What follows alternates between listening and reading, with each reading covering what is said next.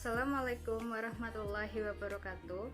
Perkenalkan, nama saya Rima Nafitasari, NPM 191100123. Di sini saya akan menjelaskan tentang hambatan-hambatan anak autis beserta layanannya. Saya akan menjelaskan tentang hambatan-hambatan anak autis. Ada beberapa permasalahan yang dialami oleh anak autis, yaitu anak autis memiliki hambatan kualitatif dalam interaksi sosial. Artinya bahwa anak autis memiliki hambatan dalam kualitas interaksi dengan individu di sekitarnya, seperti sering terlihat menarik diri, acuh tak acuh, lebih senang bermain sendiri, menunjukkan perilaku yang tidak hangat, tidak ada kontak mata dengan orang lain.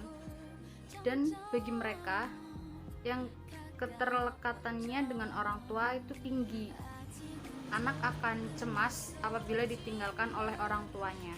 Hampir setengah anak autis yang mengalami keterlambatan dalam berbicara dan berbahasa, mereka mengalami kesulitan dalam memahami pembicaraan orang lain yang dilakukan kepada mereka. Kesulitan dalam memahami arti kata-kata, dan apabila berbicara tidak pada konteks yang tepat, sering mengulang kata-kata tanpa bermaksud untuk berkomunikasi, dan sering salah dalam menggunakan kata ganti orang. Contohnya, menggunakan kata saya untuk orang lain dan kata kamu untuk diri sendiri.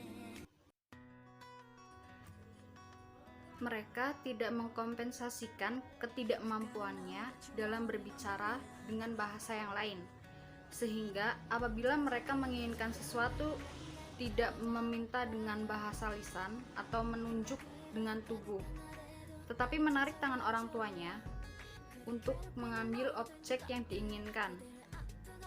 Mereka juga sukar mengatur volume suaranya, kurang dapat menggunakan bahasa tubuh untuk berkomunikasi, seperti menggeleng, mengangguk, melambaikan tangan, dan lain sebagainya.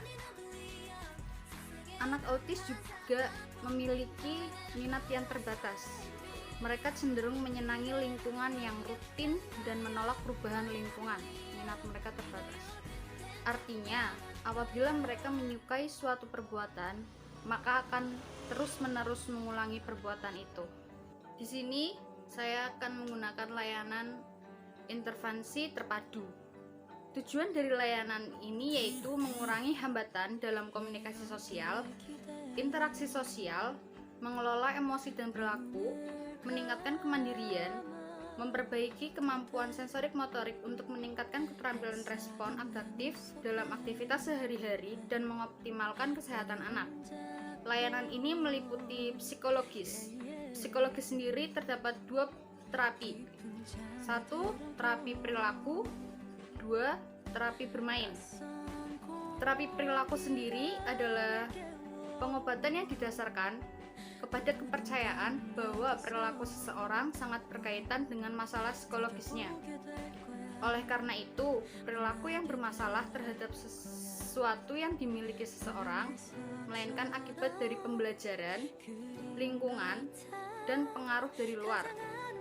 Sedangkan terapi bermain adalah bentuk konseling atau psikoterapi dengan menggunakan permainan guna mengamati serta mengatasi berbagai masalah kesehatan mental dan gangguan perilaku.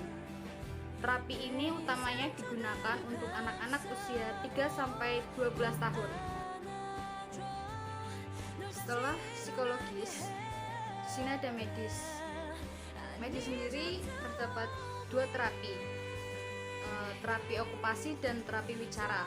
Terapi okupasi sendiri adalah bentuk layanan kesehatan kepada masyarakat yang mengalami gangguan fisik atau mental dengan menggunakan latihan atau aktivitas mengerjakan sasaran yang terseleksi untuk meningkatkan kemandirian individu pada aktivitas kehidupan sehari-hari, produktivitas, dan pemanfaatan. Terapi wicara adalah terapi yang digunakan untuk mengatasi masalah berbicara, khususnya pada anak. Terapi wicara bertujuan untuk meningkatkan kemampuan berbicara dan mengekspresikan bahasa pada anak.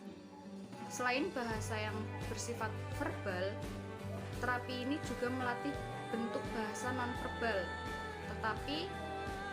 Terapi wicara sendiri mengembangkan dua hal untuk hasil yang optimal. 2. Layanan pendidikan transisi.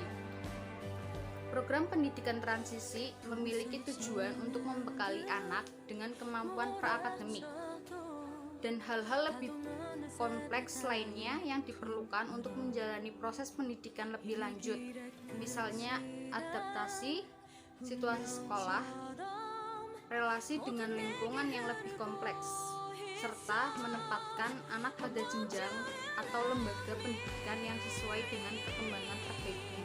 Sekian video dari saya.